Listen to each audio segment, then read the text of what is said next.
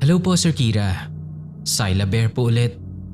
Maraming salamat po at napili nyo yung nauna kong kwentong ibinahagi rito.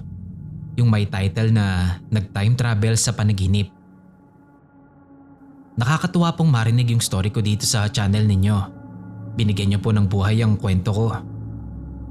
By the way po, nauna ko nang naisend yung kwento na yon kay Sir Neb. Nagbaka sakali lang ako dito sa channel mo. Baka kasi sobrang busy ni Sir Neb. Medyo matagal na kasi yun. This is my second story na isi-share sa channel mo, Sir Kira.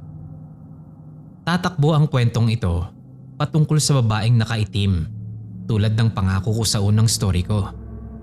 Ikukwento ko siya at si Tropa. Paalala lang po, hindi ko po ipagpipilitang maniwala kayo sa kwento ko. Ang akin lang, kwentong horror at creepy experience ko to. Kaya naman simulan na natin. Magtakutan na tayo. Year 2004, nung lumipat kami ng tirahan sa Rizal. Sa pagkakatanda ko, year 2008 or 2009, di na ako sigurado. Nung mga panahon na yan, naiiwan kami ng nakababata kong kapatid na babae sa bahay. May mga trabaho kasi ang mga magulang namin. Si mama ay isang teacher at si papa naman ay isang security guard. Sa pagkakaalala ko, 3 PM ng hapon yon.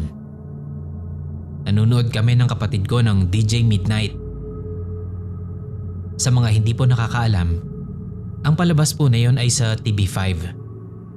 Tungkol din yon sa mga kababalaghan at pinangungunahan ito ni Oyoboy Soto. May kakayahan siyang makakita at makaramdam ng mga espiritu doon at ng kung ano-ano pang mga elemento. In short, meron siyang third eye. Tinutulungan niya ang mga ito, lalo na ang mga ligaw na kaluluwa. Kaway-kaway sa mga nakakaalala pa ng palabas na to. Ang tema ng kwento nung araw na yon, pumunta sila sa bahay ng kanilang lola para doon magbakasyon. Luma at tila mansyon ang bahay na yon dahil sa kalakihan nito. Pagdating nila sa bahay, naramdaman agad niyang may mga ligaw na kaluluwa at hindi matahimik sa bahay na yon.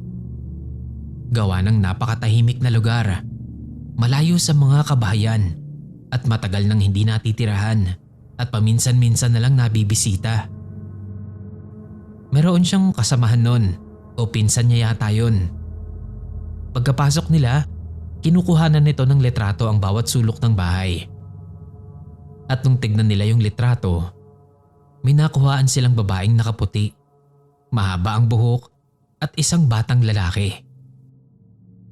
At tulad ng ginagawa nila sa mga lugar na napupuntahan nila o na-encounter niya, tinutulungan niyang makatawid ang mga ito at para matahimik na rin ang kaluluwa nito. Matapos naming mapanood yon, naisipan kong kuhanan din ng litrato ang bawat parte ng bahay namin. Gawa na rin siguro ng curiosity ko at hilig sa mga kababalaghan, naisipan kong gawin yon. Kasi nung mga oras na yon, parang nabitin ako sa panonood namin. At ewan ko ba, gusto ko kasi yung feeling na kinikilabutan ako. So kinuha ko yung cellphone na hiniram pa namin sa tito ko. Yun yung cellphone na de-camera na de-flip at may keypad. Di pa uso nun yung touchscreen. At ayun na nga, kinuhaan ko ang bawat parte ng bahay. Nagsimula ako sa kwarto, CR, dining table, kusina at salas.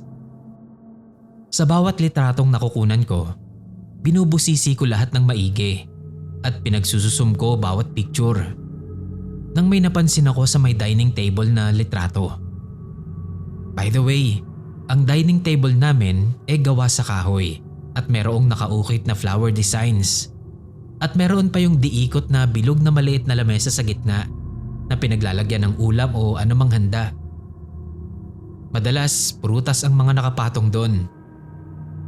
May kalumaan na rin at sa pagkakaalala ko nga, mahigit 1 dekada na sa amin yun. Napansin kong may itim na bilog doon sa may gawing lower right side ng litrato. Kaya naman isinom ko agad. Hindi ako makapaniwala nung una. Ang ginawa ko, kinuhanan ko ulit ng litrato yung mismong spot na yon. At baka ako nakachamba lang o baka masyado lang naging malikot ang isip ko. O baka napagtitripan lang ako ng mga mata ko. Sa pangalawang pagkakataon ay meron pa rin ganoon sa litrato. Isinom ko ulit. Nung time na yon, may duda pa rin ako kung totoo nga ba yung nakikita ko o hindi.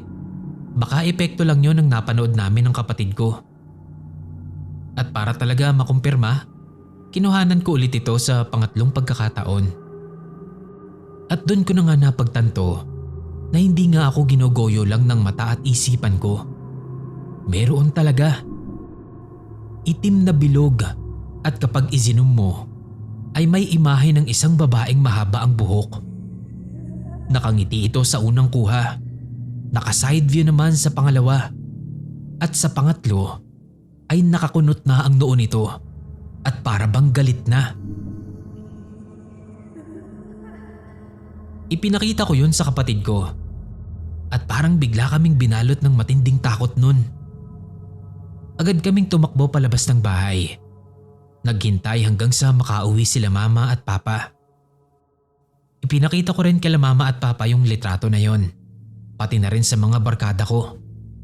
At lahat sila, pare-pareho ang reaksyon. Makapanindig balahibo talaga. Pero bakit siya nagpakita sa akin sa picture? Bakit may ganun sa bahay? Wala naman kaming ibang nararamdaman sa bahay na yon mula nung lumipat kami doon. Naipabless na rin naman namin dati yung bahay. Fast forward po ng 2013. Makalipas ang maraming taon, naghahanda ako noon para simulan ng bagong pagsubok sa buhay bilang isang seaman. Sa tulong ng kasamahan ni Papa sa pagsesekyo, nakahanap ako ng isang local shipping agency sa QC sa Old Balara. Nataon naman na walking distance lang din yung mga relatives namin doon, sa side po ni Papa. Sa hapon pagkakatapos ng trabaho ko doon bilang isang utility o isang kadet, minsan ay umuuwi ako sa bahay ni Lola para makasama siya tuwing gabi. Pero madalas ay stay in ako sa opisina. Kasama ko doon si Sir George. Siya yung radio operator. Si Spark kung tawagin namin. Kung saan lang ako natutulog doon. Maglalatag lang ako ng karton tas kumot. Palag-palag na yon. Isang gabi, nagpaalam si Spark na magsisimba daw siya. Huwag ko daw ilak ang pinto para hindi niya na ako gisingin pagdating niya. Baka daw kasi malate siya ng uwi. So ako naman, yes sir lang. After niyang makaalis, naglinis muna ako sa office namin. Tapos kumain at nanood ng PBA. Nang makaramdam na ako ng antok, naisipan kong matulog sa loob ng conference room. Gawa ng malakas ang wifi doon. Nakakarpet na ako, naka-aircon pa. Saan ka pa? Sa loob ng room, merong isang hindi naman gaanong kalakihang dining table. Doon kumakain yung mga boss namin after ng meeting nila. Sa ilalim nun, doon ko naisipang pumwesto ng tulog. Sabi ko pa, mag-a-alarm na lang ako ng mas maaga para makalabas agad ako dito. Baka mamaya makita pa ako ni Spark. So yun na nga, habang nanonood ako ng kung ano-ano sa YouTube, unti-unti ko nang nakukuha yung antok ko. Nang biglang tumunog yung biometric machine na para sa mga empleyado. 3 beses na tumunog yun, tapos nagsalita pa ng thank you. Putek na yan. Kung kailan mag-isa lang ako ngayon dito, saka naman nananakot to. Pagkatapos nun, may narinig akong bumagsak o nahulog na kung anumang bagay sa may bandang pantry. Medyo malakas ang pagkahulog nun. Nawala sa isip ko yung kababalaghan. Baka ako may ibang nakapasok sa opisina. Di pa naman nakalak yung pinto. Di obligado akong tignan nun. Dahan-dahan kong kinuha yung walis tambo. Sabay bukas ng ilaw. Walang tao. Pinuntahan ko yung pantry Putik, dun na ako natakot at tumindig talaga ang balahibo ko nang makita ko yung TV sa pantry na nakabukas. Pinatay ko yun kanina pagkatapos kong manood Mayroong maliit na mesa doon. Doon naman kumakain yung mga empleyado. Sa ilalim nun, may nakita akong itim na usok na hugis bilog. Sa takot ko nga, hinayaan ko na lang yung TV na naka-on. Tumakbo na ako sa loob ng conference room, sabay talokbong ng kumot. Takot na takot ako nung mga oras na yon. Sabi ko pa, nalintikan na. Haunted pa ata yung office namin. Doon ko rin naalala yung picture na nakunan ko dati sa bahay namin. Kasi ganun na ganun yung itsura nung nasa picture. Dahil doon, mas tumindi ang kilabot ko sa katawan. Hindi ko malaman ang gagawin ko ng mga oras na yon. Maya-maya pa, narinig ko yung paglangit-ngit ng pinto na unti-unting bumubukas. Sabi ko na lang sa isip ko, putik talaga, huwag ka nang pumasok dito. Para na akong maiiyak nun sa takot. Tapos biglang tahimik. Maya-maya, nagulat ako nang biglang sumara ng malakas yung pinto. Gusto ko nang bumangon nun sabay takbo palabas ng opisina. Unti-unti akong sumilip mula sa ilalim ng kumot.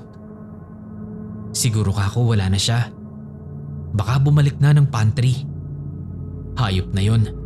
Aalis na nga ako dito. Kako dun na lang ako matutulog lagi kila Lola. Balik ako sa pagkakatalokbong ng kumot. Nagbilang ako ng 3. Sabay bangon at takbo. Yun sana yung plano ko. Nag-umpisa na akong magbilang. 1, 2, 3. Kaso nagulat ako kasi hindi ako makagalaw. Ano tong nararamdaman ko? Parang ang bigat ng katawan ko. Doon ko napagtanto na may nakadagan sa akin. Sleep paralysis? O panaginip lang ba to? Bangungot? Dahan-dahang may humatak pababa ng kumot ko. Nung nahila niya na to hanggang sa leeg ko, yung babaeng nasa picture, nakadagan sa akin.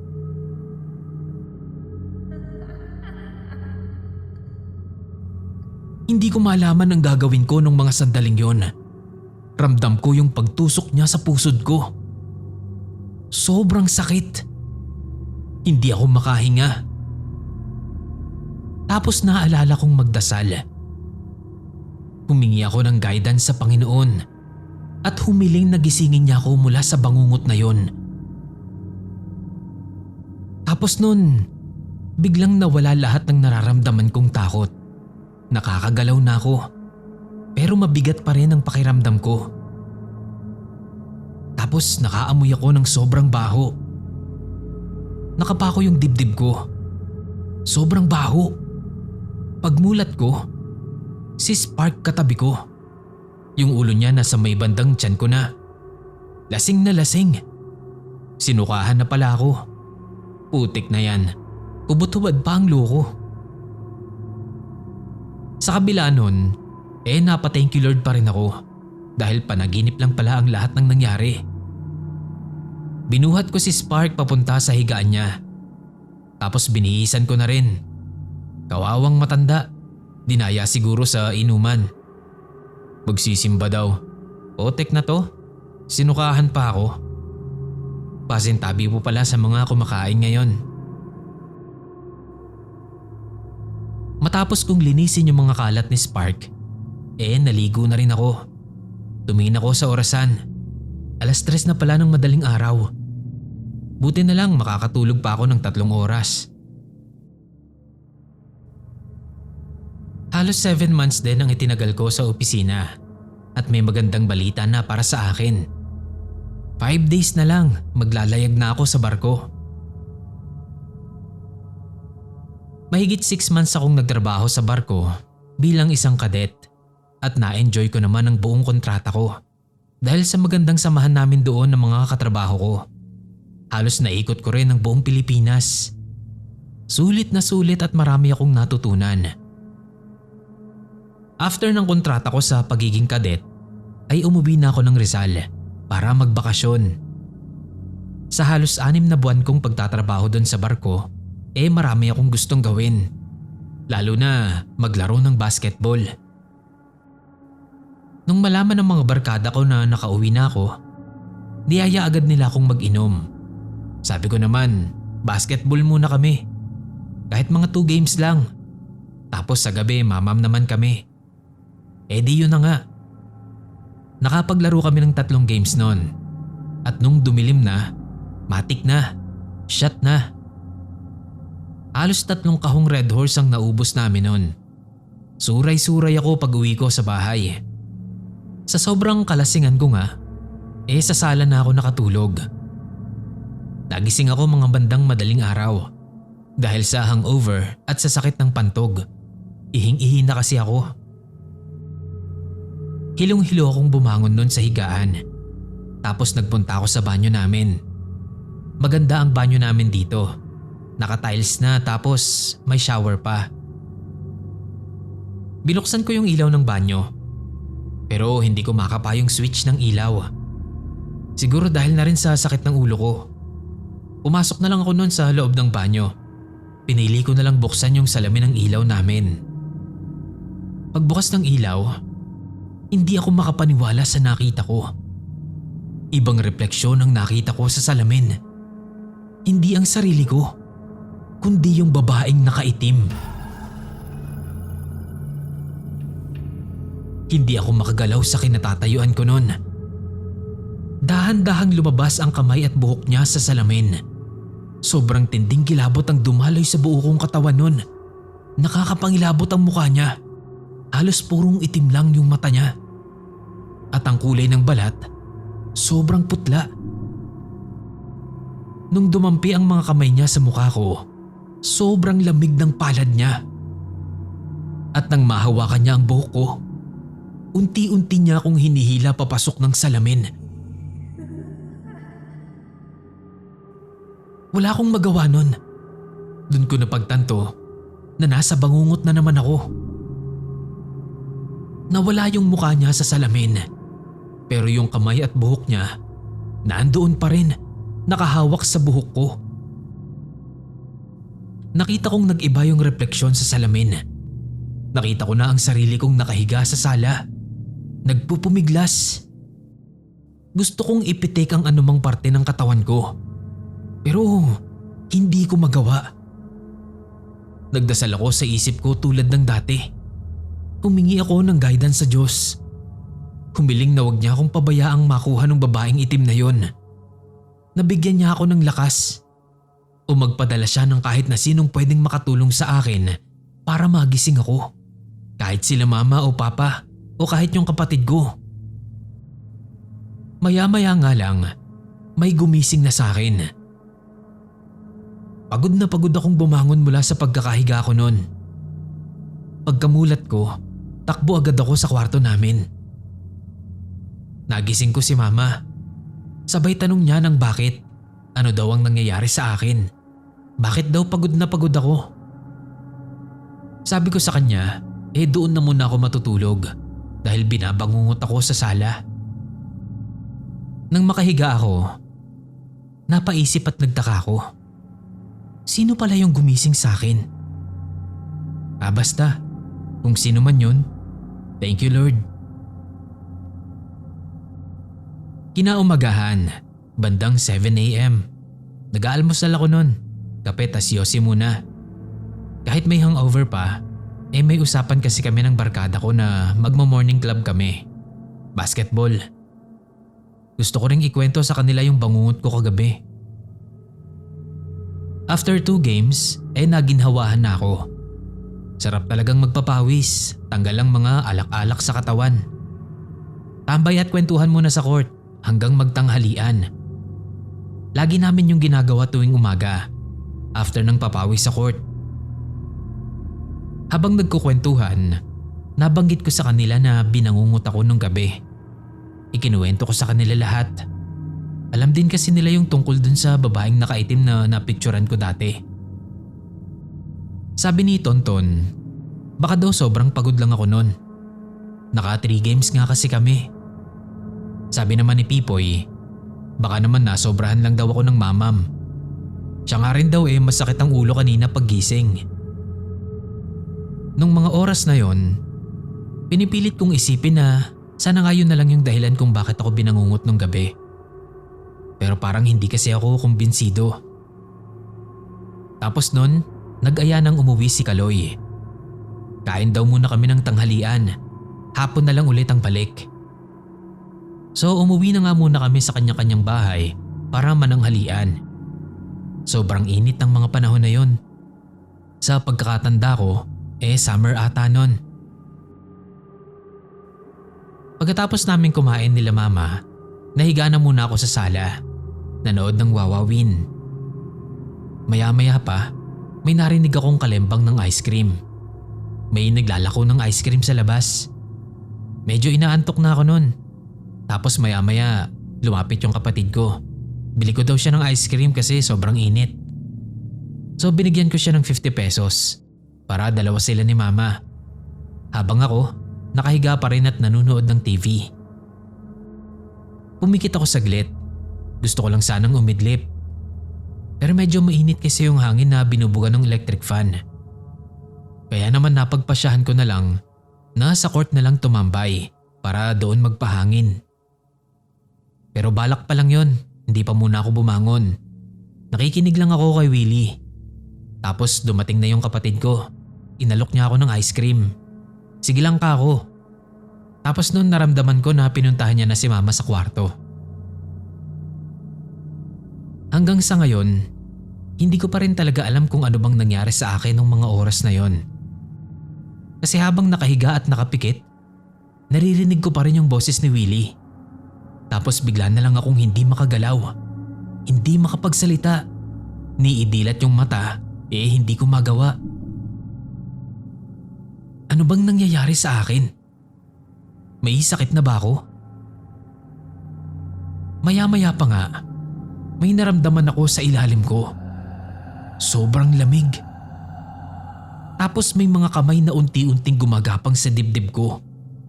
Para niya akong niyayapos mula sa ilalim. Kasabay noon, may mga buhok din na pumulupot sa leeg ko. Lintik na. Buhok na naman.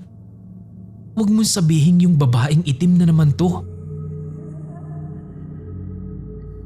Doon ko napagtanto na nakadikit na pala ako sa katawan ng babae na yon. Naramdaman kong lumulubog kaming dalawa sa higaan ko. Hindi na rin ako makahinga ng maayos. Unti-unti na akong nawawalan ng malay. Nung mga oras na to, habang nararamdaman ko ang mga bagay na yon, naririnig ko pa rin yung boses ni Willie sa TV. Ibig sabihin, nandoon pa rin ang diwa ko. Pero bakit ganun? Ano yung nangyayari sa akin? Maya-maya pa ay may bumulong sa akin. Napakakalmadong boses. Magdasal ka. Sinunod ko siya. Nagdasal ako ng taimtim sa isipan ko. Nung mga panahon na yon, halos wala talaga akong alam na dasal. Gawa ng sobrang dalang ko namang pumunta sa simbahan. Hindi ko alam ang sasabihin. Pero tulad na lang ng dati siguro, nung mga dati kong dinadasal. At effective naman. Lord Jesus, gabayan niyo po ako. Huwag niyo po akong pababayaan. Tulungan mo po akong makaligtas dito. Pakiusap, Panginoon. Gabayan niyo po ako. Pagkatapos kong magdasal, may narinig akong boses. May sinasabi siya sa akin. Huwag kang mag-alala. Hanggat naniniwala ka at buo ang pananalig mo sa kanya, lagi lang akong nasa tabi mo.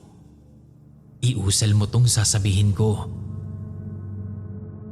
At idinikta ng boses na yon yung dasal na idinasal ko sa unang kwento ko Dinasal ko yon ng taimtim at buong puso. Pagkatapos nun, tuluyan na akong nakagalaw. Ang pakiramdam ko nun parang normal na umiidlip lang. Walang takot at pangamba. Pagkabangon ko, lumabas agad ako ng bahay at tumakbo papuntang court. Nung mga oras na yon, hindi pa rin ako makapaniwala sa nangyayari sa akin.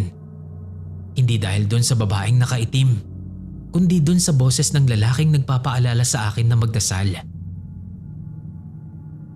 Mula nun, naging palaisipan na siya sa akin at tinawag ko na siyang tropa.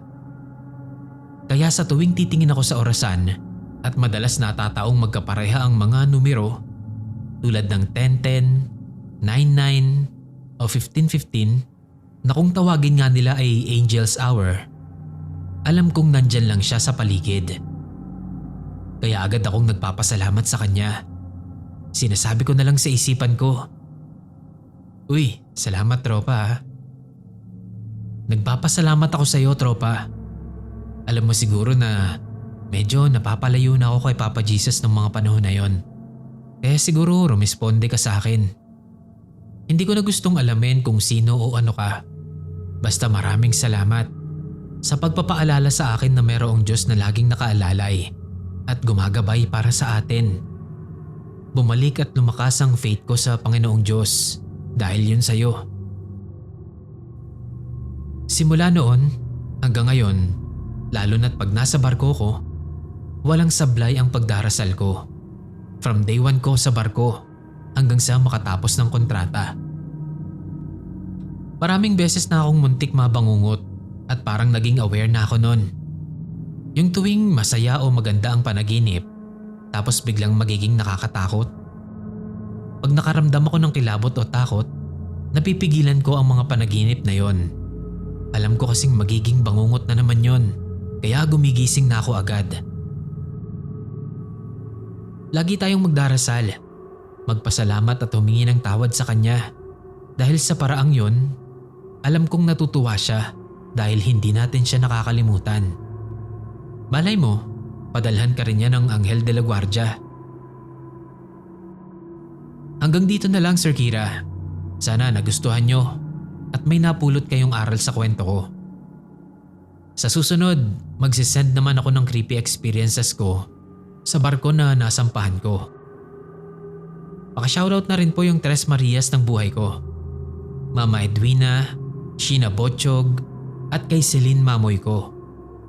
Maraming salamat and God bless Sir Kira.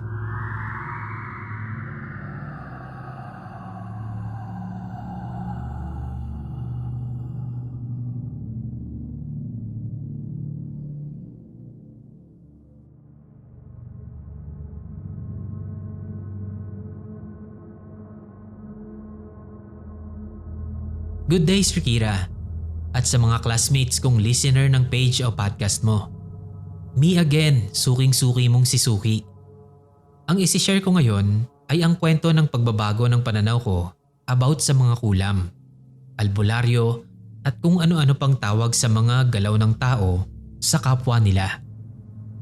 Dati kasi, di ako naniniwala talaga. Kahit sa mga aswang, tinatawanan ko lang kapag may nagsasabi sa akin yan. Kahit yung tiyuhin ko na manggagamot, pipilosopohin ko lang at aalisan. 16 na ako nito Sir Kira. Kakulitan ko nun, one of the boys. So may kaibigan ako noon na ang pangalan ay si Marcus. May ate siya na nagtatrabaho sa isang sikat na fast food sa amin. Local lang siya at ang may-ari ay taga sa amin lang din. Meron itong 3 branches sa mismong probinsya namin. Kada tatambay kami kila Marcus, nakakakwentuhan ko yung ate niya. Siyempre babae pa rin naman ako at gusto ko yung mga sinishare niya sa akin na style ng damit. Ayaw niya daw akong makita na nagdadamit na panlalaki. Akala nga nun ng mga nakakakita sa amin may relasyon kami. Pero wala po. Sabik lang talaga ako nun sa mga nakakatandang kapatid dahil panganay ako at walang nag-aasikaso sa akin kung ano ang dapat kong ayusin sa sarili ko. Tanging si Ate Shirley lang ang nagsishare sa akin ng mga ganon.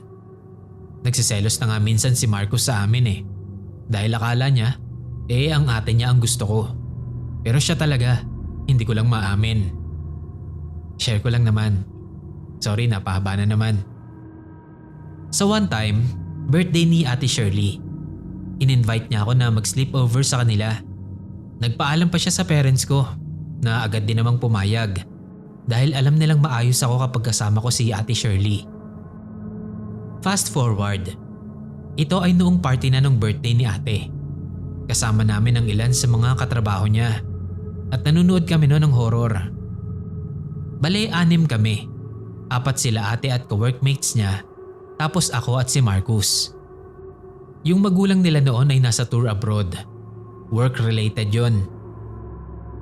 So noon, di ba, VCD at DVD pa yung pinapanoodan. Yung naupahan namin na CD, boring yung pelikula. Kaya pinatay na agad namin. After 30 minutes, nagkwentuhan na lang kami ng kung ano-ano. Hanggang sa yung 3 workmates ni ate, parang naging weird. Sabay-sabay silang umubo. Yung parang choir na nagsasalitan. Pero walang tigil yung pag-ubo ng bawat isa. Sabi pa nga ni ate, ano raw ginagawa nila? Ibang klaseng concert naman daw yun. Pag-ubo. Tapos tumawa pa siya. Kumuha si Marcus ng tubig at ibinigay sa kanila. Pagkainom, doon nagsuka si Kuya RJ, Marcel at Trina, mga workmates ni ate.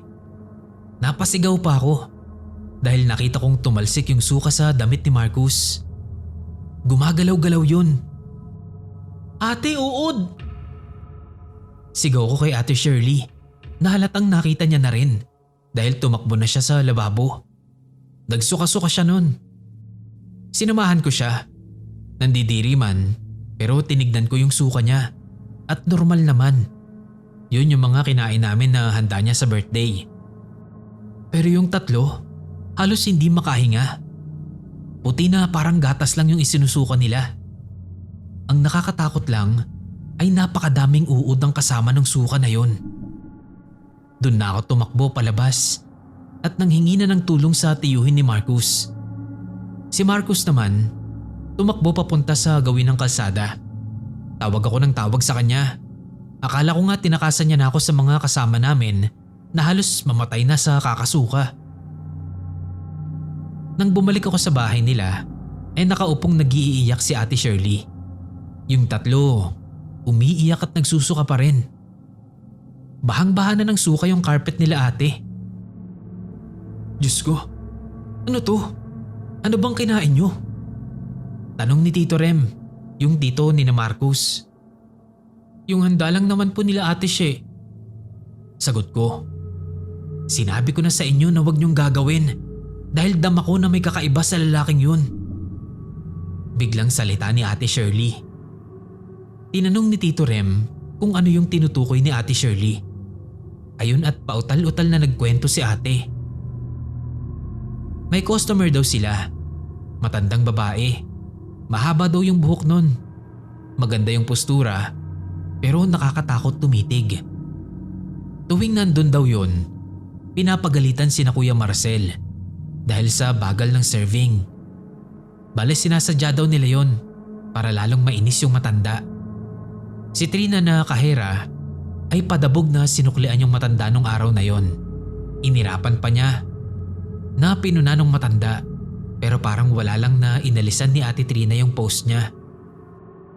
Si Kuya RJ naman at si Ate Shirley, sila yung mga kusinero nun.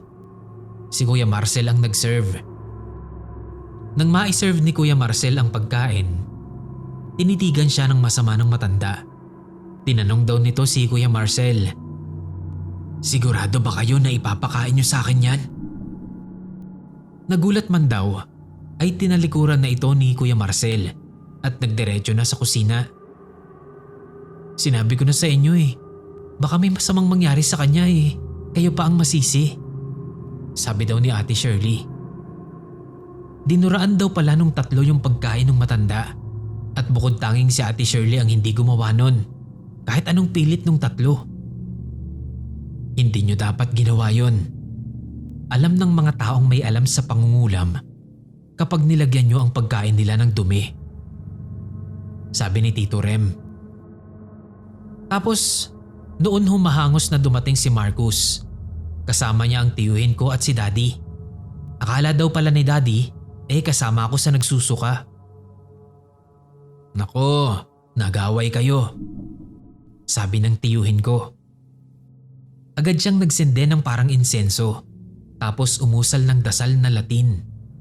May inilagay din siya sa pagitan ng daliri ng paa ni Kuya Marcel.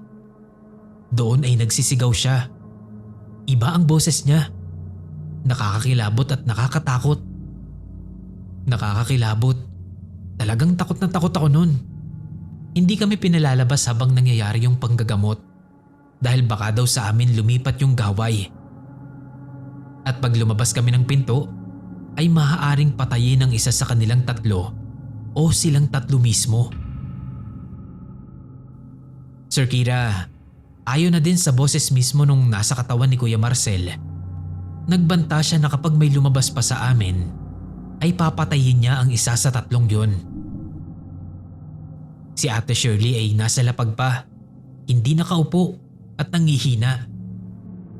Mahina lang daw ang gaway sa kanya dahil hindi naman daw nagamit ang parte ng katawan niya para tamaan siya ng gaway. Mahinang bulong lang daw sa hangin yun. Matapos ang mahabang sandali, sinabi ng nakasanib kay Kuya Marcel na patatawarin lang daw silang tatlo kung itatrato siya ng tama ng mga ito. Nagsusungit lang naman daw siya kasi hindi pinapansin ng mga ito ang request niya kapag nag-o-order siya. Bale, bastos ding makipag-usap si Ate Trina. Lalo na kapag walang barya at buo ang binabayad niya. Nadamay lang din si Kuya RJ sa nagaway dahil isa siya sa dumura sa pagkain ng matanda. At si Ate Shirley naman, tinolerate ang kabulastugan ng kaibigan. Iyak sila ng iyak ng gabing yun. Hingi ng tawad habang nakaluhod. Natapos ang gabing yon nang may takot kaming lahat. Hindi din muna ako umuwi sa bahay. Sa takot na madala ko pa ang kung anumang mahika na nakapaloob sa apat. Tulala lang akong nilapitan ni Marcus. Galit ako sa kanya kasi iniwan niya ako. Pero nagpaliwanag naman siya na noong nakita niya ang mga uod ay alam niya na agad ang nangyayari. Kaya tinakbo niya mula sa kanila hanggang sa amin para daw sunduin ang tiyuhin ko. Malayo-layo din yun, Boss Kira. Mga 5 minutes din kung sasakay ka ng tricycle. Nakailang dapa pa nga daw siya sa pag-akyat sa compound namin. Ayon na rin yun kila Daddy.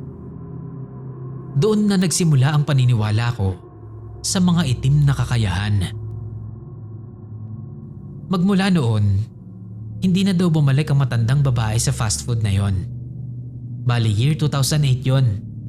Hindi naglipat ang taon ay nagsara na din sila dahil sa pagkalugi. Kung may kinalaman ba yon sa nangyari ay walang nakakaalam. Salamat po sa muling pagbasa. Next time ay ikukwento ko naman yung naging dahilan ng paniniwala ko na may mga nilalang na nag-e-exist pa sa mundong ito na hindi bastang makikita ng normal na mata ng tao. Keep up and more power po, Sir Kira.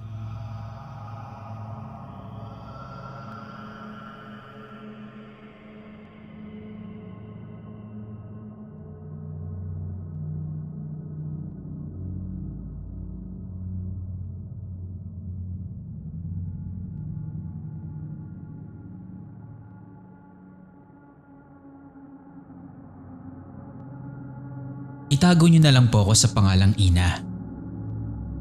Graduate na po ako ngayon. Pero hanggang ngayon, kinakabahan pa rin ako sa tuwing naaalala ko yung karanasan namin sa boarding house noong 3rd year college ako. Nangyari po ito sa boarding house na walking distance lang sa PRMSU Zambales. Hi po kay Tito Bert, sa landlord namin na ayaw maniwala sa amin.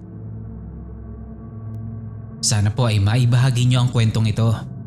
Pa-birthday niyo na rin po sa akin, March 24. Uy, happy birthday kay Miss Ana ng story na to. Thank you po sa pag-share ng story niyo. Advance happy birthday po. tuloy tayo sa kwento. Biyernes pa lang ng hapon, pag-uwi galing sa school, isinalang ko na agad ang tambak kong labahan. Buong hapon akong nagkusot at nagpapabalik-balik sa rooftop para magsampay. Pagod na pagod ako nun. Yung tipong pati buto ko, nanunuyo na sa puyat at gawaing bahay. Kaya nung umuwi ang tatlo kong roommate para mag-weekend sa kani-kanilang bahay, hindi ko na sila nagawang ihatid ng tingin. Gusto ko na lang matulog para makatipid sa lakas at sa pamasahe. Sabado, pasado 2:00 ng madaling araw. Nagising ako dahil naiihi ako. Ang dilim ng hallway sa 3rd floor. Yung kitchen at yung shared CR sa dulo ay tila nilamon na ng itim na anino. Dahil sa sobrang pagod ko mula sa paglalaba kahapon, parang naka-autopilot na ang katawan ko. Wala akong maramdamang takot nun. Antok at matinding pagod lang. Habang nasa loob ng CR, isang malakas na lagabog ang narinig kong umalingaw-ngaw sa buong floor. Galing yun sa pinto ng room E. Bukas naman ang bintana sa kitchen Baka umihip lang ang hangin. Bulong ko sa sarili ko. Sa sobrang bigat ng talukap ng mata ko, wala akong enerhiya na mag-imbestiga. Lumabas ako ng CR. Tinahak ang madilim na koridor. Tumigil ako sa harap ng pinto namin. Patay ang ilaw nun. Napakunot ang noo ko. Sigurado kasi akong iniwan kong bukas yung ilaw nun bago ako lumabas. Pagbukas ko ng pinto, kinapa ko yung switch. Tapos nagliwanag na ang kwarto. Doon sa taas na bahagi ng double deck, may nakahiga. Balot na balot ng kumot. Nakatalikod siya sa akin. Sabi ko sa isip ko, ay, bumalik pala si Chi. Alam ko namang mahilig siyang mag-party at bigla na lang sumusulpot ng madaling araw. Kaya hindi ko na binigyan ng mali siya. Sa sobrang pagod ko, hindi ko na rin siya kinausap. Pinatay ko na lang ulit yung ilaw at muling ibinagsak ang sarili ko sa kama. Pero nung nakahiga na ako, nagsimula akong makarinig ng ingay. Parang may lumalangit-ngit sa taas. Yumayanig yung bakal na double deck ni Chi. Naririnig ko yung pag-aatras abante ng kama niya. Na para bang may taong hindi mapakali o yung may taong pilit na bumabangon pero bumabalik din sa paghiga. Sobrang likot niya. Kung ibang gabi to, baka kinabahan na ako. Pero dahil bugbog nga ang katawan ko sa paglalabada at sa mga schoolworks namin, hinayaan ko na lang. Chi, ang likot mo. Sabi ko na lang bago ko tuluyang lamunin ng antok. Paggising ko kinabukasan, wala na yung tao sa taas. Akala ko maaga lang siyang umalis. Nung Lunes ng umaga, bumalik na silang lahat. Habang nag-aayos kami, tinanong ko si Chi. Ba't ang aga mong umalis ng Sabado? Akala ko nag-party ka lang kaya ka bumalik dito. Napatigil si Chi sa pagsusuklay. Tumingin siya sa akin. Seryoso ang muka. Anong pinagsasasabi mo? Buong weekend akong nasa kabila. Pageant prep kami doon, di ba? Ngayon lang ako nakabalik dito sa boarding house. Nanigas ako nun sa kinatatayuan ko. Ang pagod na naramdaman ko nung Sabado, biglang napalitan ng kilabot. Gumapang yun mula sa talampakan ko hanggang sa batok. Sinabi ko sa kanya na nakita ko siyang nakahiga at narinig ko pa yung paghampas ng pinto at likot niya sa kama. Lalong namutla si Chi sa sinabi ko. Inabot niya ang kama niya. Tinignan ng kumot. Maayos naman itong nakatiklop. Eksakto kung paano niya itong iniwan nung Biyernes. Pero sa gitna ng unan niya, merong malalim na lubog na tila may mabigat na bagay o ulo ang nakapatong doon ng matagal.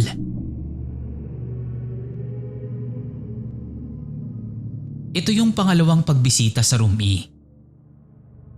Kailangan namin magstay para sa isang outdoor shot at dahil na nga sa nangyari noon, naging paranoid na kami. Bago kami matulog, siniguro naming bukas lahat ng ilaw. Nilak namin ang bintana at dinoble-lock namin ang pinto. Nasa top bunk ako, habang si Kay nasa tapat kong deck. Mula sa pwesto ko, kitang-kita ko ang pinto at kama ni Chi na nakaharap mismo doon. Madaling araw nung magising kaming pareho. Narinig na naman namin ang isang pamilyar na tunog. Isang pamilyar na tunog ng metal. Napatingin ako sa pinto. Yung doorknob. Gumagalaw yon na para bang dahan-dahang pinipihit. May kung sinong nasa labas na pilit itong binubuksan. Nagkatinginan kami ni Kay. Kahit antok na antok at pagod sa shoot, nanlalaki ang mga mata namin sa takot. Tapos, biglang bumukas ang pinto. Tumambad sa amin si Chi. Literal na siya yun. Yung mukha niya, suot, pati na yung ayos ng buhok. Pero parang may mali sa kanya. Walang kare-reaksyon yung mukha niya. Hindi rin siya tumingin sa amin, ni hindi man lang nag-hi. At parang hindi niya napansin na bukas ang lahat ng ilaw at gising kaming dalawa ni Kay. Tahimik niyang isinarado ang pinto. Lumakad ng diretso sa kama niya at saka nahiga. Akala ko ba hindi siya uuwi? Bulong sa akin ni Kay. Baka nang bago isip, sagot ko naman. At dahil pareho naman namin siyang nakita ng dalawa naming mga mata, pinilit na lang naming makabalik sa pagtulog. Pagdating ng linggo ng gabi, kumpleto kaming apat sa Room E. Pagkakita pa lang namin kay Chi, kinausap agad namin siya ni Kay tungkol nga sa pag-uwi niya ng madaling araw. Tumigil si Chi sa ginagawa niya. Tumingin siya sa amin. Seryoso at medyo naguguluhan yung muka. Anong Sabado ng madaling araw? Ngayon lang ako nakabalik dito. Galing kaming camping ni Mitch. Agad na sumingit si Mitch mula sa kabilang kama. Oo nga raw at magkasama sila buong weekend. Sabay silang natulog sa tent at sabay rin silang nag-almusal kanina. Kaya paano raw magpupunta si Chi doon sa boarding house? Nakaramdam ako ng panlalamig ng mga kamay. Tumingin ako kay Kay at nakita kong namumutla rin siya. Chi kasi, nakita ka namin eh. Giit ni Kay. Medyo nanginginig ang boses. Nakita ka naming pumasok.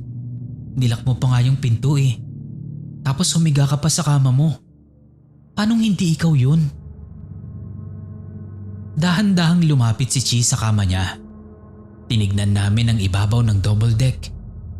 At katulad ng dati, maayos ang pagkakatupi ng kumot. Pero nung hinawakan ko yung unan niya, malamig. Sobrang lamig. Na parang galing yun sa loob ng freezer. Doon na namin na-realize na hindi lang pala refleksyon o anino ang kasama namin sa Room E. Magdamag kaming natutulog sa loob ng isang inilak na kwarto kasama ang isang bagay na hindi namin alam kung ano. Panghuli. Ilang buwan lang nun ay start na ulit ang bagong semester. 4th year na kami. Kahit masikip, medyo mas naging panatag kami dahil nadagdagan kami ng 2 freshmen sa kwarto. 6 na kami ngayon. Pinili naming manahimik. Hindi namin binanggit sa kanila ang mga nangyayari noong 3rd year pa kami para hindi sila matakot. Dahil maluwag ang schedule, mas madalas na akong nakikitira sa pamilya ng boyfriend ko na mas malapit sa school namin. Sila Chi, Kay at Mitch ay madalang na ring matulog sa boarding house tuwing Miyerkules, Huwebes at Linggo. Ang naiiwan na lang sa room ay yung 2 freshmen. Isang Miyerkules noon, habang masaya kaming anim na naghahapunan, biglang nagtanong si Chi sa dalawa. Okay lang ba kayo dito kapag kayong dalawa lang ang natutulog sa kwarto? Nanahimik kaming tatlo nila Mitch at Kay. Inosente namang tumingin yung dalawang freshmen kay Chi. Hindi naman po kami naiiwan ng dalawa lang kami dito ate. Kaya okay lang din po kami. Minsan nga po nahihiya lang kaming dalawa kapag may ginagawa kami sa gabi eh. Tapos natutulog na kayo. Sagot ng isa sa kanila. Napakunot ang noo naming apat. Nagkatinginan kami pero walang nagsasalita. Pagkatapos kumain, niyaya ako ng tatlo na bumaba muna. Doon ko sila tinanong. Sa loob ng 4 na buwan, maraming gabi na wala tayong apat dito, di ba? Sumang-ayon sila. Nanatiling tikom ang mga bibig namin. Sa isip namin, 6 na buwan na lang naman at gagraduate na kami. Konting tiis na lang. Makakaalis na rin kami sa room E. Isang linggo ang lumipas. Miyerkules nun. Nasa bahay ako ng boyfriend ko. Habang yung tatlo naman, nakauwi na rin sa kani-kanilang bahay. Biglang tumunog ang cellphone ko. Tumatawag si Bea sa GC namin, isa sa mga freshmen. Ate Kay, umuwi ka pala? Naiwan mong nakabukas yung kurtina sa bed mo, oh. Pati yung fan mo. Magpapasuyo sana ako ng ulam sa baba. Sabi ni Bea sa kabilang linya. Sumagot naman si Kay. Bea, hindi pa ako bumabalik ng boarding house. Sa susunod na umaga pa ang balik ko. Friday pa kasi ang pasok ko eh. Pero ipinipilit ni Bea na nandoon nga daw si Kay. Huwag na daw siyang biruin. Kasi nakita niya na nagulo yung kama ni Kay at umaandar yung electric fan niya. Habang nagpapaliwanagan sila sa call, biglang binalot ng katahimikan ang kabilang linya. Hanggang sa narinig ni Kay ang isang mahinang tunog. Tunog na parang may nagpatay ng electric fan. At ang kasunod nito ay ang malakas na paghampas ng pinto. Hindi na natapos ni Bea ang sasabihin niya. Nanigas na siya sa kinatatayuan niya bago tuluyang humagulgol sa takot at nagtatakbo palabas ng boarding house. Pagbalik namin ng Biyernes, doon na bumuhos ang lahat. Ikinuwento na namin sa dalawang freshmen ang lahat ng naranasan namin doon sa boarding house na yon. Ang paggalaw ng double deck, ang pagbukas-sara ng pinto, at ang nilalang na nanggagaya ng anyo. Doon na nagtatapos ang pananatili namin sa room E. Lumipat na talaga kami ng dorm. Hindi na baling gumastos ng panibago o kahit magpagod sa biyahe. Huwag lang manatili sa kwarto na yon. Mahirap nang mauna pang graduate yung kaluluwa namin bago ang aming mga katawan. Hanggang ngayon, tuwing maaalala ko ang lamig ng una na yon at ang doorknob na dahan-dahang umiikot, bumabalik pa rin ang kilabot na naramdaman ko noon. Minsan talaga, ang inaakala mong kasama sa kwarto ay hindi mo talaga alam kung hiram na mukha lang.